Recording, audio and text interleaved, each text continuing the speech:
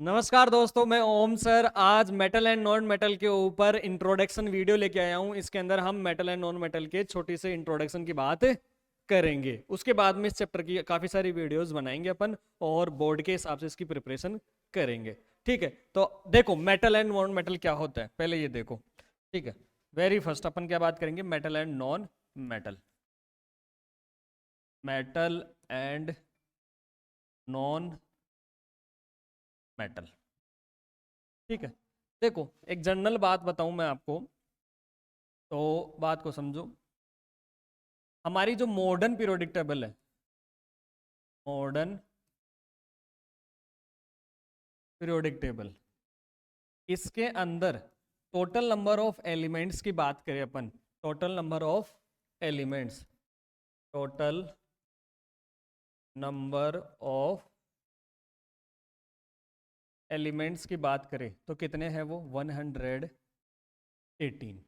ठीक है, total number of elements कितने हैं 118। अब इन 118 को अपन ने डिवाइड किया है थ्री कैटेगरीज के अंदर। कितनी कैटेगरीज में? थ्री कैटेगरीज के अंदर। उन तीन कैटेगरीज को क्या क्या बोल सकते हैं अपन? अपन बोल सकते हैं उनको metal, non metal and metalloids. जो मेटलॉइड्स होते हैं उनको अपन सेमी मेटल्स भी बोलते हैं। यहां तक की बात सही है। तो ये जो 118 एलिमेंट्स है इनको थ्री कैटेगरीज में डिवाइड कर दिया, मेटल, नॉन मेटल और मेटलॉइड्स में। अब बात करें अगर मेटल्स की, बात करें अगर मेटल्स की, तो वो हमारे पीरियोडिक टेबल के अंदर कितने होते हैं 93। कितने होते हैं 93। आगे यहां तक की बात समझो। टोटल नंबर ऑफ मेटल्स कितने हैं पीरियोडिक टेबल के अंदर 93। बात करें नॉन मेटल की, बात करें नॉन मेटल्स की, तो वो होते हैं 18। टोटल कितने होते हैं 18। अब बचे क्या? मेटलॉइड्स। अब बचे क्या? Metalloids.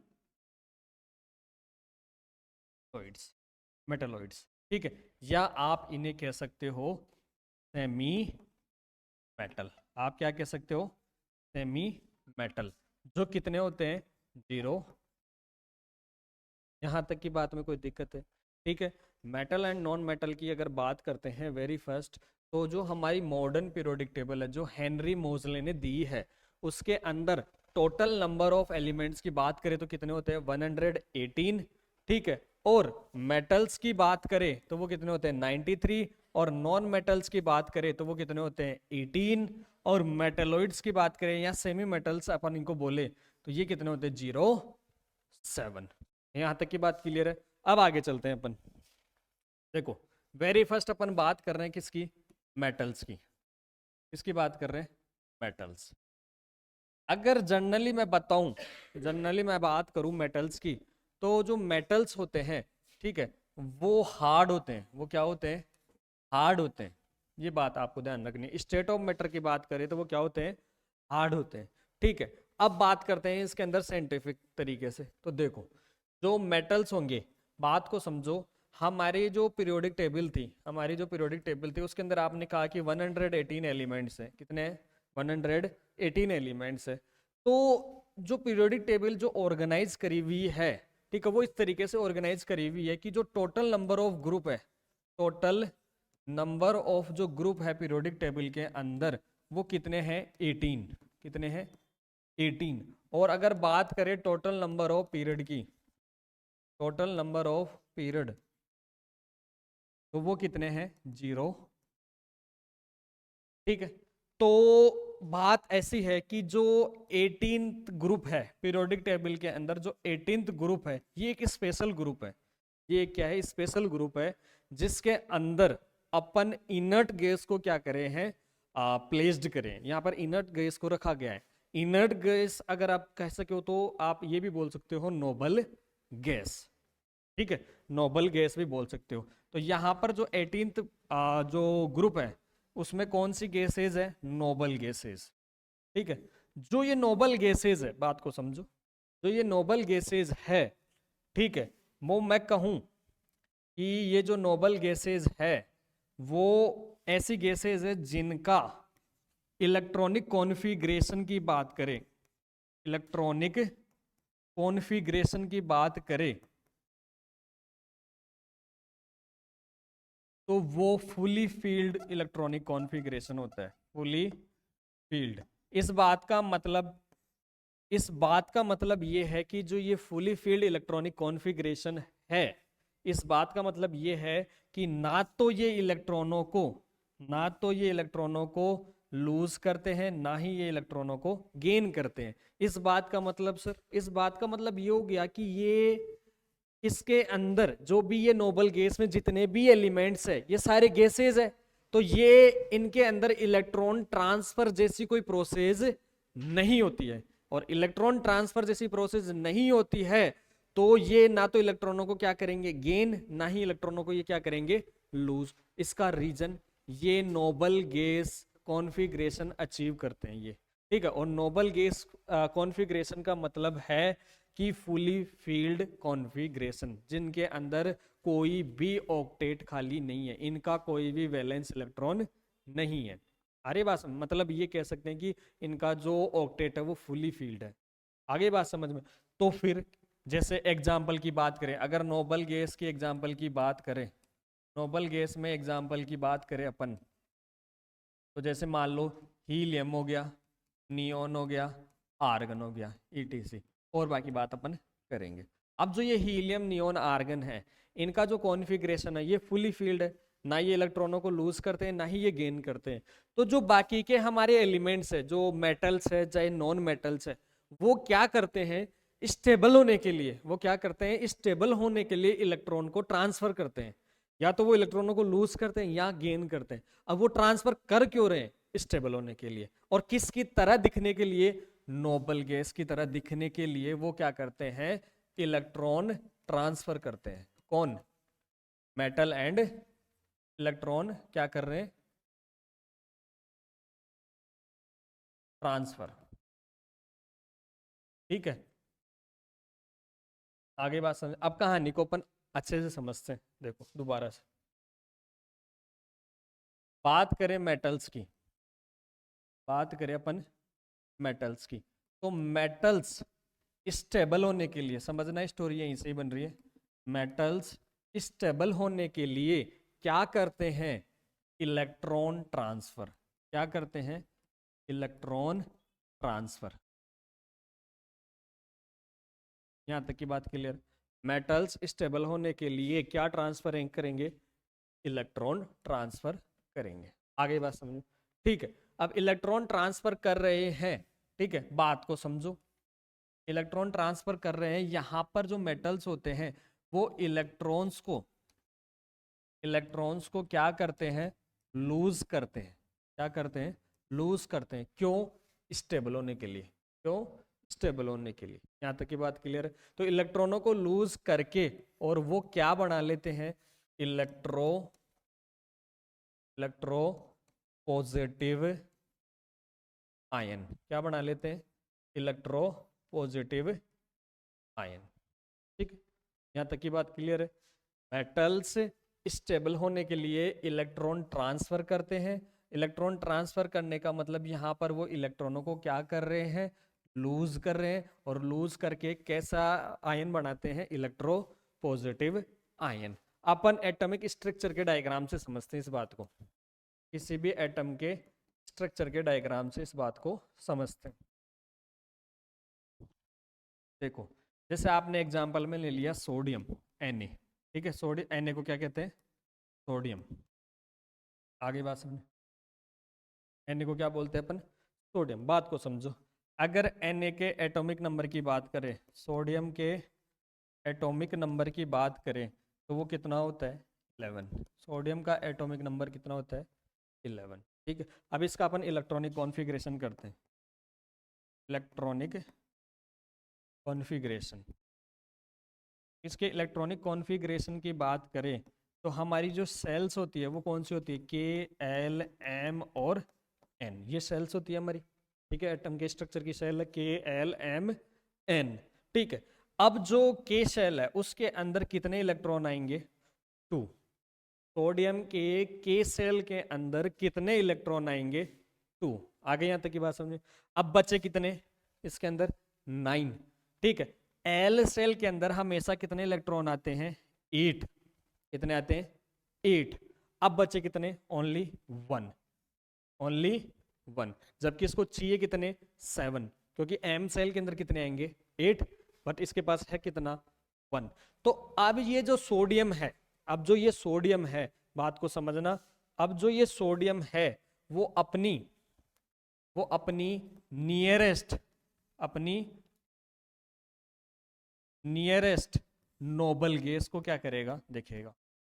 Noble gas, nearest noble gas को चेक करेंगे अपन। इसकी सोडियम की नियरेस्ट नोबल गैस को अपन क्या करेंगे? चेक करेंगे। तो देखो बात ऐसी है, जैसे मान लो hydrogen, helium, lithium, beryllium, boron, carbon, nitrogen, oxygen, chlorine, neon, sodium. आगे बात समझ में? ठीक है, आगे चलते हैं अपन इसके अंदर। तो magnesium, aluminium, silicon, phosphorus, sulphur, chlorine और फिर आर्गन आ रहा है। यहाँ पर बात करें नोबल गैस की तो वो क्या है? हीलियम। फिर बात करें तो नियोन, और फिर बात करें तो आर्गन। ठीक है, और अपन बात किसकी कर रहे हैं? सोडियम की। तो सोडियम यहाँ पर है। सोडियम कितने नंबर पर है? 11 नंबर पर है सोडियम। ठीक है, आगे बात। अब इस सोडियम की नियरेस्ट नोबल गैस कौन सी है? सोडियम की नियरेस्ट नोबल गैस कौन सी है? नियोन। कौन सी है? नियोन। आ रही है बात समझ? क्योंकि जो हीलियम है वो भी काफी दूर है, आर्गन भी काफी दूर है, तो इसकी जो नियरेस्ट नोबल गैस है वो कौन सी है? नियोन। यहां तक की बात क्लियर है? ठीक है, तो नियोन अगर इसकी नियरेस्ट नोबल गैस है तो इसको नियोन की तरह बिहेव करने के लिए, सोडियम को नियोन की तरह बिहेव करने के लिए कितने इलेक्ट्रॉन गेन करने पड़ेंगे या लूज करने पड़ेंगे? तो देखो सर, 11 नंबर पर क्या है? सोडियम। और 10 नंबर पर कौन है? नियोन। तो इस 11 को, सोडियम को 10 पर आने के लिए एक इलेक्ट्रॉन क्या करना पड़ेगा? लूज करना पड़ेगा। तब वो किसकी तरह बिहेव करेगा? नियोन की तरह। ठीक है, तो ये नियोन की तरह बिहेव करने के लिए, बात को समझना, सोडियम नियोन की तरह बिहेव करने के लिए वन इलेक्ट्रॉन को क्या कर देगा? और क्या बना लेगा? Na+। क्या बना लेगा? Na+। और इस Na+ को ही कहा जाता है इलेक्ट्रो पॉजिटिव आयन। क्या कहा जाता है? Electro positive ion. तो जो भी एटम्स, या हम ये कह सके एलिमेंट्स, जो इलेक्ट्रॉनों को लूज करके इलेक्ट्रोपॉजिटिव आयन बनाते हैं, उन्हें हम क्या कहते हैं? मेटल्स। उन्हें हम क्या कहते हैं? मेटल्स। यहां तक की बात क्लियर है? अब आगे चलते हैं इसके अंदर नॉन मेटल के ऊपर। Non metal. नॉन मेटल में मैंने आपको स्टार्टिंग में ही कहा था कि नॉन मेटल क्या है? स्टेबल होने के लिए, non metal stable configuration achieve करने के लिए, स्टेबल कॉन्फ़िगरेशन, ठीक है, स्टेबल कॉन्फ़िगरेशन अचीव करने के लिए इलेक्ट्रॉन ट्रांसफर करते हैं। इलेक्ट्रॉन ट्रांसफर करते हैं। इलेक्ट्रॉन ट्रांसफर करते हैं। यहां तक की बात क्लियर है? इलेक्ट्रॉन ट्रांसफर करके और वो क्या बनाते हैं? Electro negative ion. Electronegative ion. आगे बात समझो। Non metals stable electronic configuration achieve करने के लिए इलेक्ट्रॉन ट्रांसफर करते हैं, और इलेक्ट्रॉन ट्रांसफर करके और वो क्या बना लेते हैं? Electronegative ion. यहां तक की बात क्लियर है? Electronegative ion. ठीक है, अब जो ये इलेक्ट्रोनेगेटिव आयन है इसको एटॉमिक स्ट्रक्चर से समझते हैं। जैसे एग्जांपल ले लिया अपन ने Cl- का, क्लोरीन का। ठीक है भाई, Cl पर माइनस कैसे आया? ठीक है, जिन पर नेगेटिव चार्ज आ रहा है वो कैसे एलिमेंट है या कैसे मेटल है? Non metal. ठीक है, ठीक है, यहाँ तक की बात। आगे चलते हैं। Cl-, बात करें इसके एटॉमिक नंबर की, क्लोरीन के एटॉमिक नंबर की बात करें, ठीक है, तो वो कितना होता है? 17। यहाँ तक की बात। अब इसके एटॉमिक स्ट्रक्चर की बात करें, एटॉमिक स्ट्रक्चर की बात करें, ठीक है, तो देखो सेल्स होती है के, एल, एम और एन। फर्स्ट सेल के अंदर 2, सेकंड में 8 और थर्ड में कितना आ रहा होगा 7। आगे बात समझो, ठीक है। अब नियरेस्ट क्लोरीन की जो नियरेस्ट नोबल गैस है, क्लोरीन की जो नियरेस्ट नोबल गैस है इस क्लोरीन की, वो कौन सी है, आर्गन, ठीक है। तो आर्गन 17 पे है, क्लोरीन 17 पे है और आर्गन कितने पे है 18 पे, ठीक है। तो इसको क्लोरीन को 18 होने के लिए क्या करना पड़ेगा, एक इलेक्ट्रॉन को गेन करना पड़ेगा। एक इलेक्ट्रॉन ये गेन करके किसकी तरह दिखेगा, आर्गन की तरह दिखेगा। यहां तक की बात क्लियर है, ठीक है। तो देखो एटॉमिक स्ट्रक्चर देखते हैं अपन क्लोरीन की।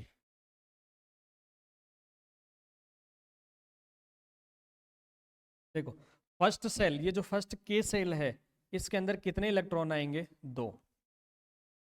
आ गई यहां तक की बात समझ। फर्स्ट सेल के अंदर कितने इलेक्ट्रॉन आएंगे, 2। सेकंड सेल में कितने इलेक्ट्रॉन आएंगे, 8। तो 1 2 3 4 5 6 7 और 8 इलेक्ट्रॉन आ गए, ठीक है। तो 2 और 8 कितने हो गए, 10 हो गए यहाँ तक, ठीक है। अब बात करें जो एम सेल है उसमें कितने आएंगे, 7, 3 4 5 6 7। अब इसको स्टेबल होने के लिए, इस क्लोरीन को स्टेबल होने के लिए, या हम कह सके कि नोबल गैस कॉन्फ़िगरेशन अचीव करने के लिए कितने इलेक्ट्रॉन की जरूरत है, 1 इलेक्ट्रॉन की जरूरत है। और वो 1 इलेक्ट्रॉन जैसे ही इसको मिलेगा तो ये क्या बना लेगा, आर्गन की तरह ये बिहेव करना स्टार्ट कर देगा। तो बात को समझो, जो क्लोरीन है Cl है, ठीक है, वो स्टेबल होने के लिए क्या करेगा, इलेक्ट्रॉन ट्रांसफर करेगा, इलेक्ट्रॉन ट्रांसफर, ठीक है। इलेक्ट्रॉन ट्रांसफर करके और किसकी तरह बिहेव करेगा, आर्गन की तरह। किसकी तरह बिहेव करेगा, आर्गन की तरह। और क्या बना लेगा ये, क्या बना लेगा ये, electro negative ion, electronegative ion Cl minus. यहां तक की बात क्लियर है। तो बात का मतलब यही हुआ कि मेटल्स पर हमेशा कैसा चार्ज आएगा, पॉजिटिव, और नॉन मेटल्स पे हमेशा कैसा चार्ज आएगा, नेगेटिव। क्लियर है। तो आज की क्लास में हमने मेटल और नॉन मेटल के इंट्रो की बात करी है। आगे की क्लासेस में हम इसके चैप्टर के काफ़ी सारे वीडियोस लेके आएंगे, और आपको जो भी डाउट्स है इस क्लास में वो आप मेरे को कमेंट पे बताओ, ताकि मैं इन कमेंट्स के बेसिस पर अगली क्लास को प्रिपेयर कर सकूं और आपको बेटर अंडरस्टैंड करवा सकूं इस चैप्टर को, ताकि आपके बोर्ड क्लासेस जो बोर्ड एग्जाम्स आ रही है, ठीक है, उनमें आपके लिए आई होप काफ़ी हेल्पफुल रहेगी हमारी ये वीडियोस, ठीक है। तो थैंक यू। नेक्स्ट लेक्चर में हम आपके साथ वापस बने रहेंगे।